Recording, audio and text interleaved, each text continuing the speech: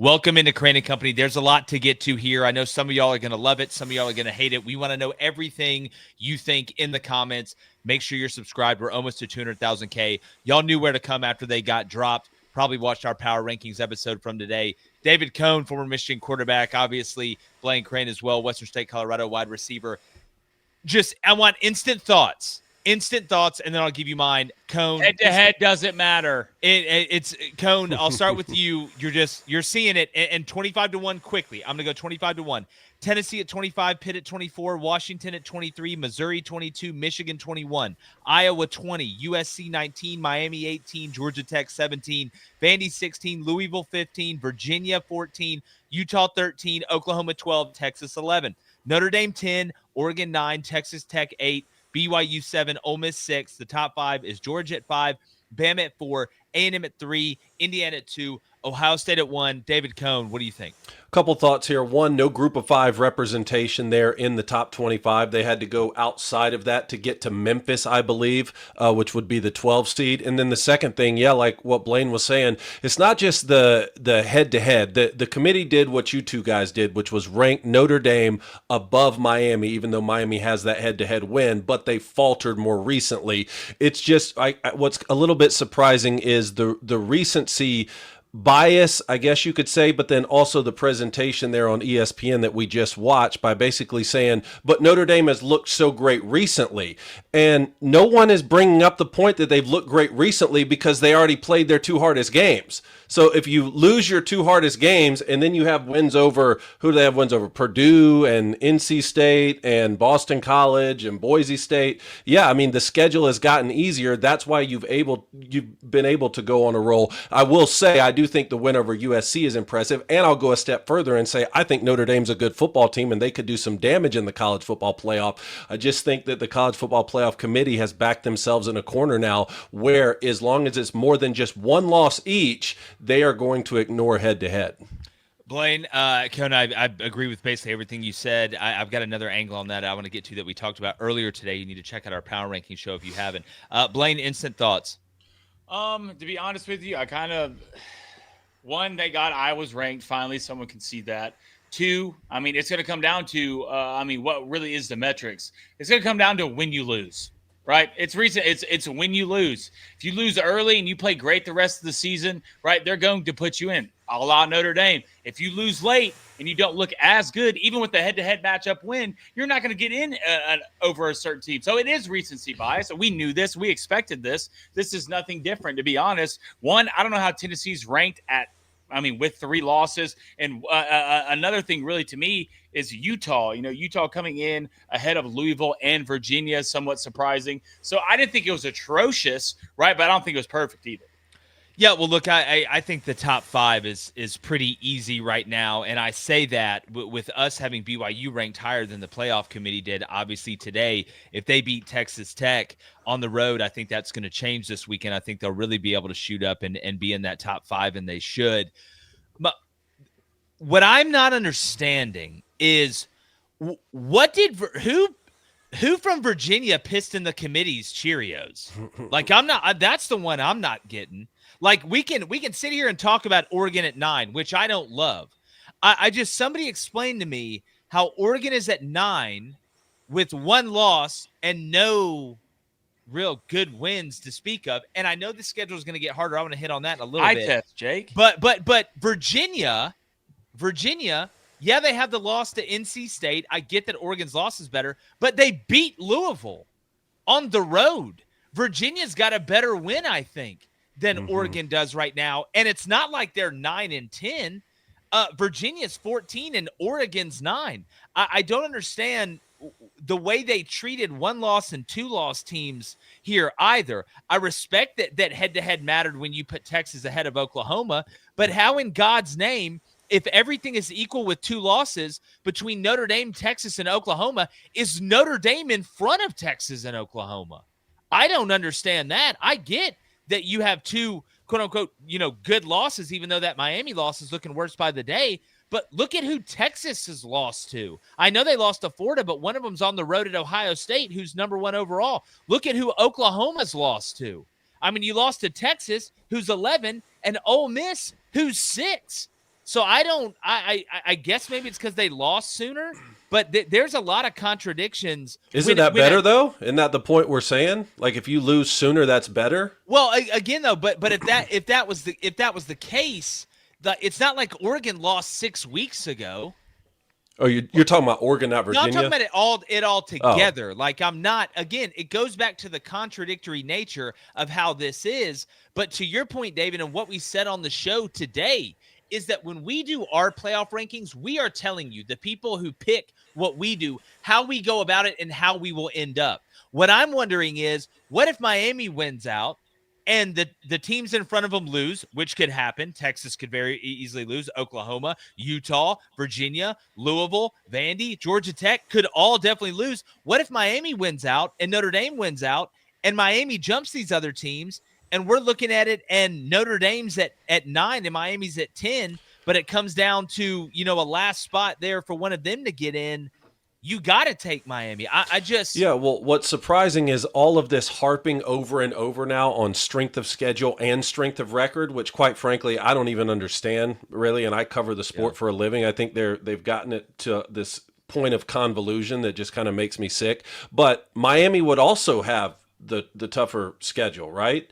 I mean, unless you're just saying that the Texas A&M game, hosting them at Notre Dame, if Texas A&M continues to win out, that single game would also skew the schedule for Notre Dame. And again, it's not an anti-Notre Dame thing. It's just that the committee is the one who has harped so much on head-to-head.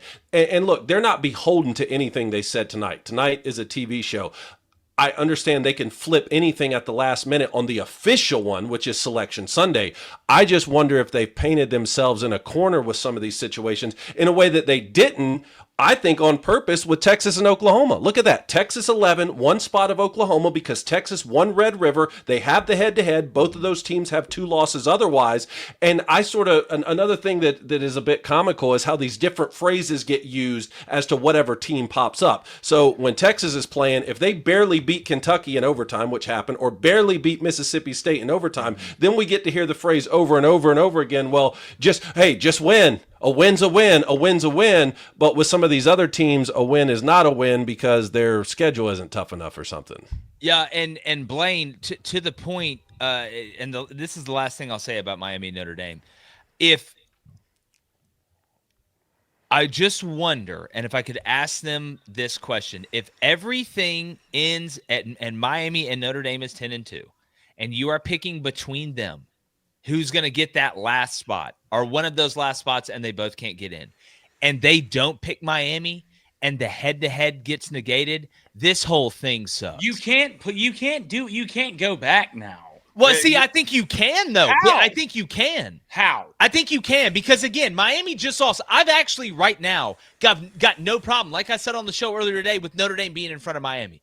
All I'm saying is when this thing works itself all the way out, and we're at the end, and it's the last day, and it comes down to a 10-2 team and a 10-2 team, and they happen to play each other, and one of them won and one of them lost, and you pick the team that lost, this whole thing is trash. I feel like that's the whole thing is trash. Already the situation. No, it's not, because this isn't the final one. Blaine, we've seen them pull the wool and flip the curtain at the last day every single time we've done this. Like with this 12 team. So like I'm not sold on they're just automatically going to put Notre Dame in. Let me just say I hope they wouldn't do that. That's what I'll say. But again, maybe Miami just unravels down the stretch and it won't even and it'll just, I mean, the committee is praying to God that Miami just unravels here for sure on the back end of their schedule so that they're not faced with that, because it is going to be a conundrum. And you can't really say, well, that's just Notre Dame big brand bias, because I still think Miami's a great football brand, which is pretty wild that they were the only 10-2 team in the first year of the 12-team playoff to get left out. Well, I mean, unless you're Joe Cladd and you're the biggest state school. If not, your school's a piece of shit. It's not worth it. But I will say, I want to go through the matchups real quick of what we would get. I don't think we've done that. Can I just say one more thing? Can I just say one more thing? Yeah, a couple more things.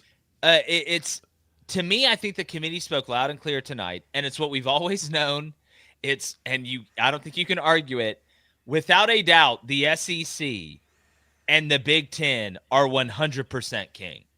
100% Yeah, king. but then you say that. I'm looking at Utah at 13, man. I was a little surprised there. I'm surprised Utah's ahead of a one-loss Virginia, one-loss Louisville, Well, and one-loss Georgia Tech, and quite frankly, a two-loss Vanderbilt. yes, but again, you look at Vandy, obviously just lost, right? Vandy just lost again, but you can just tell that the Big 12 is third in the pecking order, and the ACC is sure as hell fourth.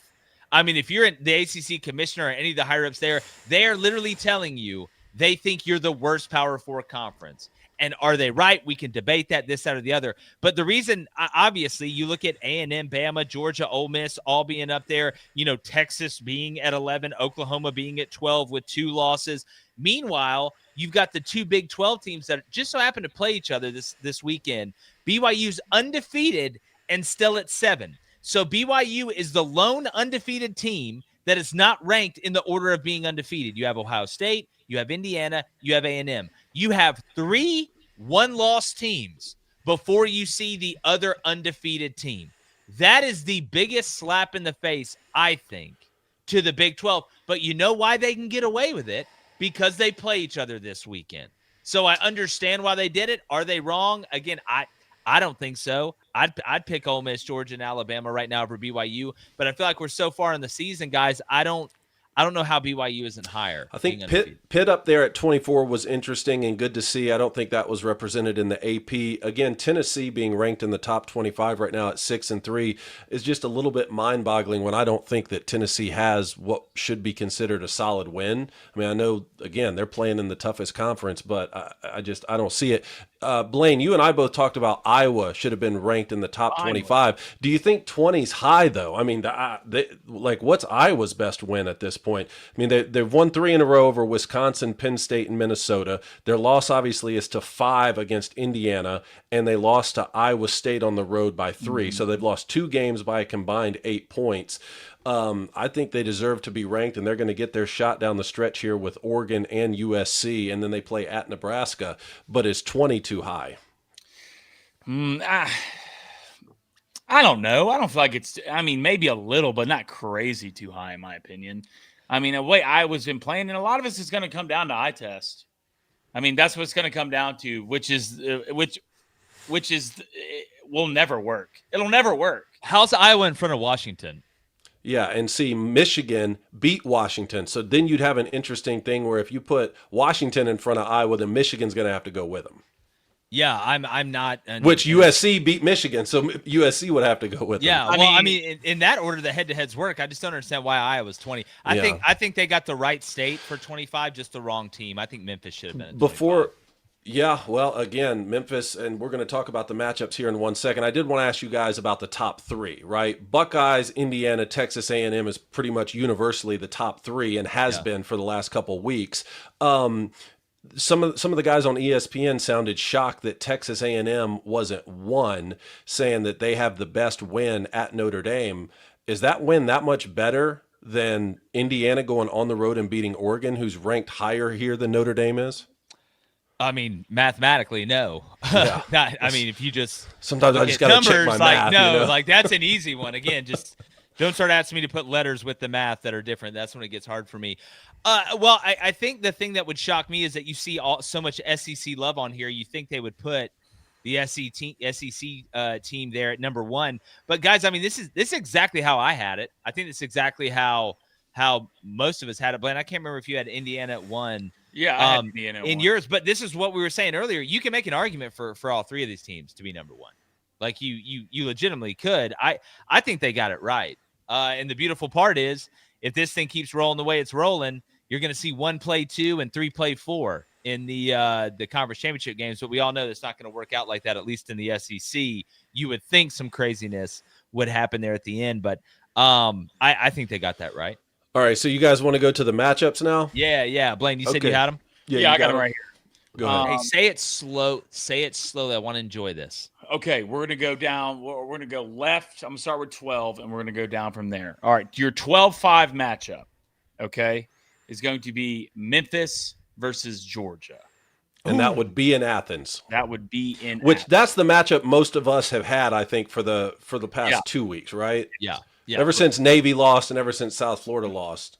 Hey, good for Memphis, though. All right, you're 11 versus 6. All right, Virginia is coming in at 11, and Ole Miss is coming in at 6. That game will be Ole Miss would stomp hosting their ass. in If that Oxford. game does happen, I promise you, take the over. Yeah. Look, I don't know. Virginia's offense hasn't exactly been blowing it out of the water lately, and Ole Miss seems to be getting better on defense. All right, let's go to the 10-7 matchup. We have Notre Dame sitting at 10, going to Provo to play BYU. Talk about a holy Catholics war. versus the Mormons. Talk about a holy war. I think I watched a Netflix show on that like a year ago.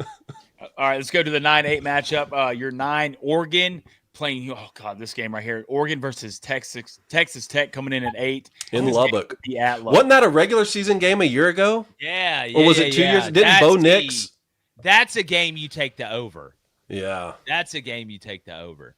And then obviously, I mean, your number 4 seed is the Alabama Crimson Tide. Your number 3 seed is Texas A&M. 2 seed Indiana. 1 seed Ohio State. Is there a certain side of the bracket that you would like to fall on? So hold on. Georgia and Alabama could be a rematch there. Yep. You could have an all SEC showdown with A&M and Ole Miss. Indiana, Notre Dame. Rematch. Yeah. Rematch. Yeah. Last year in the playoff. Yeah, from last year in the playoff. And then Buckeyes could either play Oregon or Texas Tech. Which would be a rematch. Yeah, it would. Yeah. Yeah, it I would. mean, last So year. Ohio State They beat played Villanova twice and last left year. to death. Yep. If it's me, I'm look, put the way I'm looking at it, put me on the Indiana side. I want the Indiana side. Not Ohio State, Bama, and Georgia on the same side. I don't want Ohio that. State. Look, Bama, as a fan of a team that's 2 main rivals are Alabama and Georgia, I'm telling you, you don't want that. Not good. Not good. And then, Dan Lanning and them will freak out at any point. Not saying the other side is bad by any means, but I would much rather be over there on the Indiana A&M side. Yeah, until you look up and Signetti's hung 60 on you. Yeah. Dude. He's not 60 on you. He's hitting on your mom. Fernando Mendoza's still running in the fourth. Yeah, still padding them stats.